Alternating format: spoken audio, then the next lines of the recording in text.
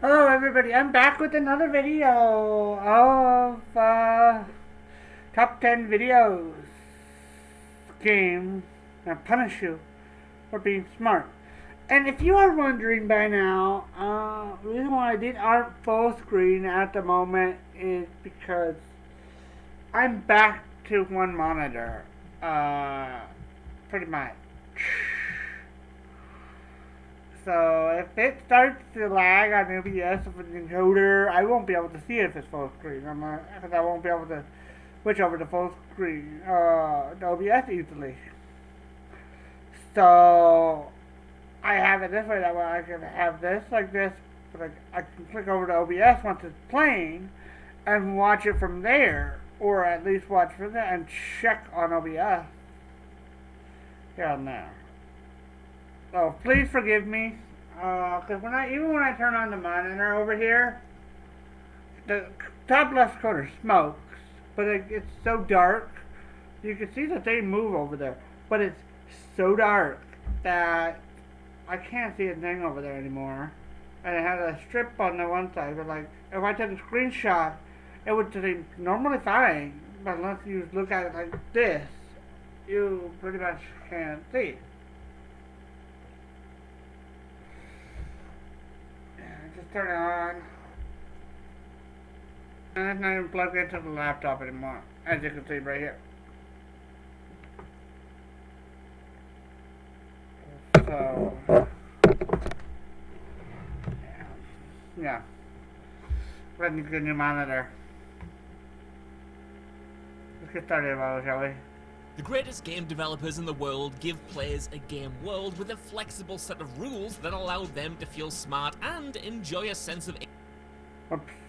The greatest game developers in the world give players a game world with a flexible set of Let's move rules that, that allow them right to feel here. smart and enjoy a sense of agency in their experience. Think about the sheer amount of ways to solve puzzles in something like The Legend of Zelda Breath of the Wild, or shooting the end before the official boss fight in Metal Gear Solid 3 Snake Eater. This is great, but other games, however, seem to get a kick out of punishing players who are trying to be smart and play well. With that in mind, I'm Josh from WhatCulture.com, and these are 10 video games that punish you for being smart. But before we continue with this fearsome frivolity, I just want to say a huge thanks to THQ and Destroy All Humans 2 for helping us to make this video. Okay. Now, DAH2 I remember is a that. remake of the classic The Destroy first All one, Humans I sequel, don't where you can know take the control second of one. Crypto as he heads to the 1960s to take revenge on those who destroyed his mothership and his poor old brainy pal. And when I say take revenge, I mean that in the most direct sense, because you will kill, crush, destroy, and call asteroids down on top of all of your enemies, and trust me, it is a hashtag right laugh. I personally enjoyed taking it to those crusty hippies, and in the words of Ringo Starr, warning them with peace and love, and by that I mean burning them to the ground. So yeah, if you want to indulge in that sort of stuff, then pick up the game, because it's available now for PlayStation, Xbox, and PC, and if you like the doomsday vibes that we're grooving on here, you are gonna absolutely love it. Number 10, Undertale has a tragic twist for leveling up. In modern gaming, players can attain a thrilling power trip by maximizing how they spend their experience points and level up their characters. Shrewd use of upgrade trees, grinding for maximum points, and indulging in these systems usually results in easier combat encounters and a larger gameplay toolkit. Undertale fully understood the player's desire to strive for more experience points gained from defeating enemies, and quite cruelly saved a twist surrounding this feature for the very end of the game. See, early on you're told that you gain EXP for killing enemies, and LV points increase your attack power and player health. Naturally, because you've probably played a video game or two before, it's easy to assume that these acronyms stand for experience points and level respectively. You know, pretty standard stats in this medium. The twist, however, reveals this not to be the case, as these stats have actually been tallying just how much of a dick players have been during their playthrough. EXP actually stands for execution execution points, which, according to character Sans, is a way of, quote, quantifying the pain that you have inflicted on others, end quote. Similarly, LV is actually gauging your own level of violence. Both stats have essentially been marking just how much of a murderous psycho you've been while playing Undertale, something which factors heavily into the title's twisted ending. The benign Total War Shogun 2 puts the whole realm on you. Playing well in a video game is usually rewarded. You know, smart and effective strategies usually wield results, power, and a smooth path to victory. Play too smartly in Total War Shogun 2 though, and, well, you might just end up shooting yourself in the That's like foot. 3D See, version nobody of likes Rift. an arrogant asshole who totally overpowers everyone else in a game. After all, what fun is a Like competition if one Rift mixed person with the Ultimate completely Battleground or outclasses the something like rest? that. Well, this is the question asked by the developers of Shogun 2, who implemented a mechanic called Realm Divide that makes you the target of every faction in the game if you control too much land and are being too successful at That looks dominating interesting. enemy territory. Essentially, when this triggers, all enemy play factions it. and even friendly ones start to view you as a threat and so band together to take you down with their combined might before you become truly unstoppable. So get too big for your boots and you'll become the #1 target in the whole land. Number Okay. 8, Red Dead Redemption 2's Red Redemption cinematic 2. mission design. Red Dead Redemption 2 is one of the very best games ever made, but the developers have no qualms about letting you know that this is their experience and players need to play a specific role that they have in mind in the main missions. Think of it this way, if the intention of something like Fallout is to create your own experiences and forge your own path, the intention of Red Dead Redemption 2 is to act out a very specific role and hit the exact marks that have been laid out for you by the game's director. Any deviation from this path or attempt to change the scene will usually be met with a restart until you do it right. As pointed out in a great Nakey Jakey video, a good example of the game not bending to the player's own ideas of how to handle a situation comes with the assault on the plantation to save young Jack. Here, the player as Arthur rocks up with the rest of his posse to the front door in a dramatic scene before then engaging in a shootout. If the player, though understandably, decides that walking through the front door wouldn't be a sound strategic move and instead breaks off from the group to sneak around the flank, well, they'll end up out of bounds and be forced to reset from a checkpoint. This arguably smarter play isn't what Rockstar envisioned for the scene, and as such it results in a game over. Number 7, Sekiro Shadows Die Twice gives you nothing for beating Genichiro. In most From Software games, the very first boss or even the very first enemy is expected to kill the player. Expected is the key word there though, as most of these early encounters are indeed beatable, albeit only to those who possess immense amounts of skill or knowledge of the encounter beforehand. Consequently, killing the first boss usually nets you some tasty secrets as a result of its sheer unlikeliness. In Demon Souls, you get to cherish your victory for about 10 seconds before you're introduced to one of the late game archdemons who will absolutely obliterate you, while Bloodborne lets you bypass the first werewolf entirely to explore Yharnam before ever Bloodborne. visiting the Hunter's Dream hub world. should've Hell, recognized the that recent from Elden the Ring graphics similarly also. allows you to decimate the first enemy and then die by an unfortunate crumbling path. Sekiro sadly doesn't have much to offer if you do beat the first boss, Genichiro. Unlike the other games, it doesn't actually register it as a victory. You'll just be hit with a cutscene where the villainous samurai wins anyway and cuts off the player character Wolf's arm. Considering Sekiro is the most scripted game FromSoft has ever made, it's no surprise that winning here doesn't yield any major story differences, but it is a shame that smart players weren't given some kind of reward outside of a slightly changed cutscene. Number 6, Hellblade Sensuous Sacrifice goes on forever if you're skilled enough. Hellblade Sensuous Sacrifice was a great game, but also one that was undeniably rough around the edges. Its combat in particular became deeply repetitive as the game wore on, but still packed enough I've of a seen visceral that punch game to remain before, somewhat yeah. enjoyable. However, the absolute nadir of this at times frustrating combat system came in the title's final level, whereby Hero Senua faces off against a literally endless amount of enemies. In a last-ditch effort, the player is forced to battle wave after wave of demons with seemingly no objective other than to win. Unbeknownst to them though, this sequence actually requires you to be defeated. The only issue is, at this point, smart players will no doubt be well attuned to Hellblade's combat system, and so could comfortably continue to defeat enemies long after the encounter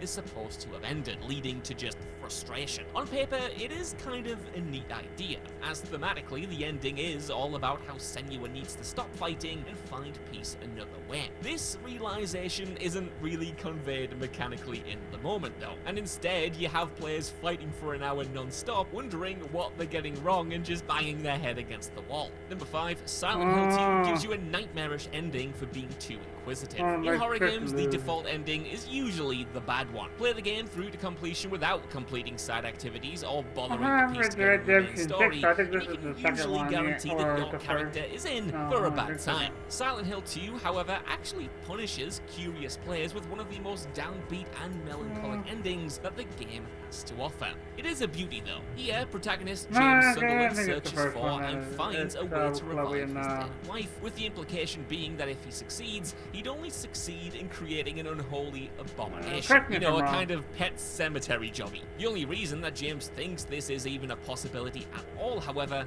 is because the player has searched every environment and pored over every collectible document that the game has to offer. See, you need to find 4 special items that only appear on New Game Plus in order to unlock this secret rebirth ending, and all that effort is just for another climax that's as dour as the rest. To be fair though, this is Silent Hill 2 and a happy ending probably would have been bad anyway. Number 4, Stalker Shadow of Chernobyl's greedy ending. While I may not be a supporter of wealth hoarding in real life, in video games it's usually a smart move to be frugal with your resources. Whether you're playing a survival horror game or an RPG, you don't want to blow all your cash on weapons that you're never going to use, or expend precious shotgun shells when that could be a boss around the corner. I mean, you never know what's coming up next, and it's usually smart to be as well prepared as possible. As such, players are used to searching every nook and cranny, picking up items and saving them for future encounters. It's intelligent play, especially considering that fans are used to get games like Resident Evil Code Veronica, where a lack of resources can actually have you reloading saves from hours ago to better prepare for a boss, or even worse, restarting the game entirely. However, Stalker Shadow of Chernobyl will actually punish players with a bad ending for completing the game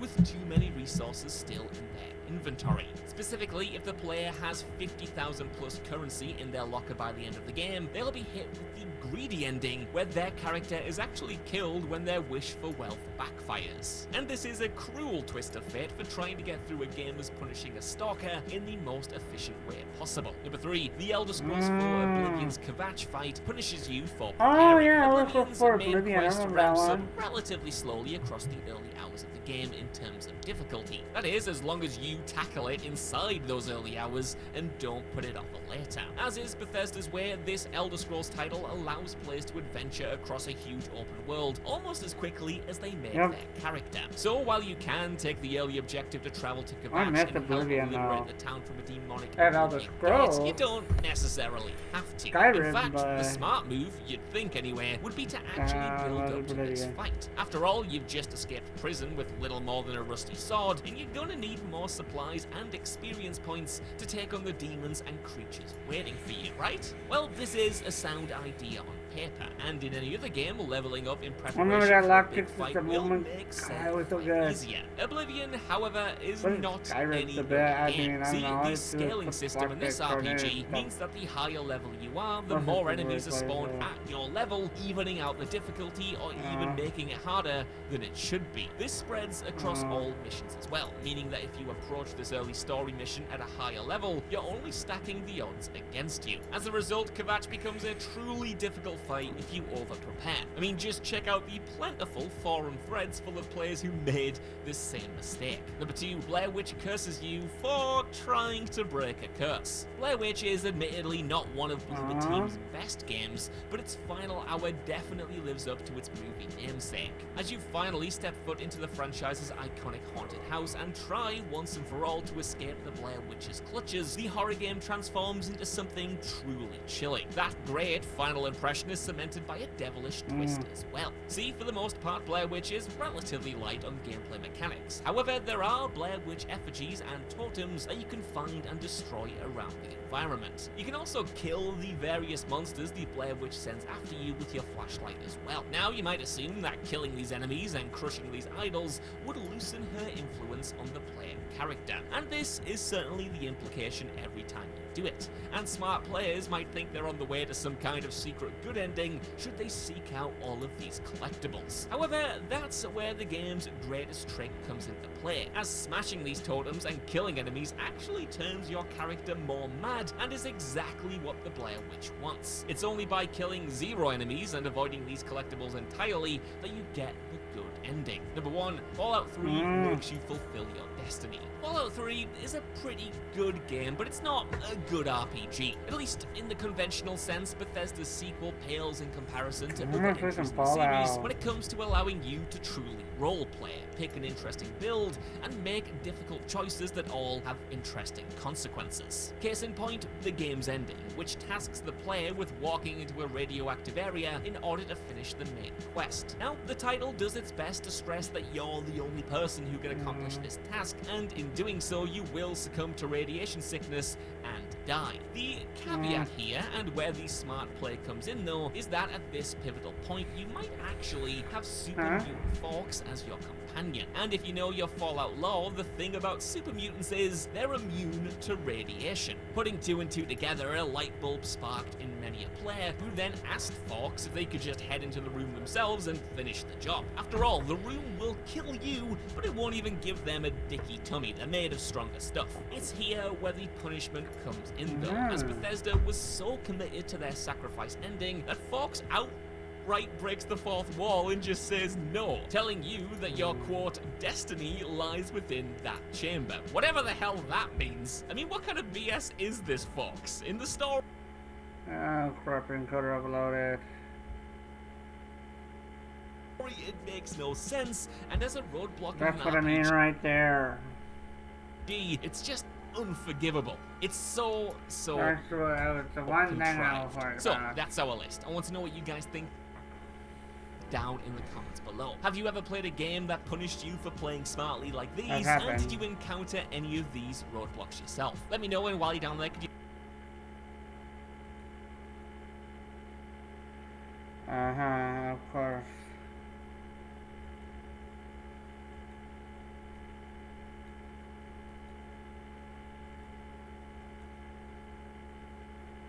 Well, worried about the encoder. If I did not notice, if I haven't noticed that, like, you know, that's the problem with that being full screen. I won't be able to notice it, and then I have to redo it. So, do a good reaction, or you're gonna do over if it doesn't go well.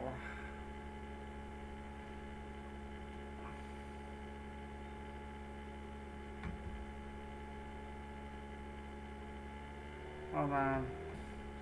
Hopefully the ending didn't get too much messed up. I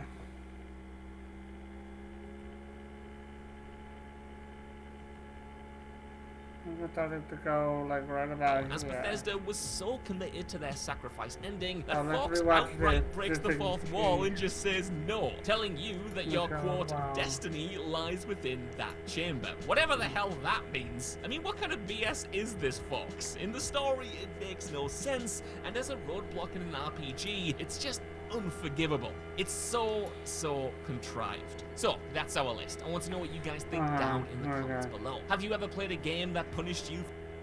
Hopefully you guys enjoyed.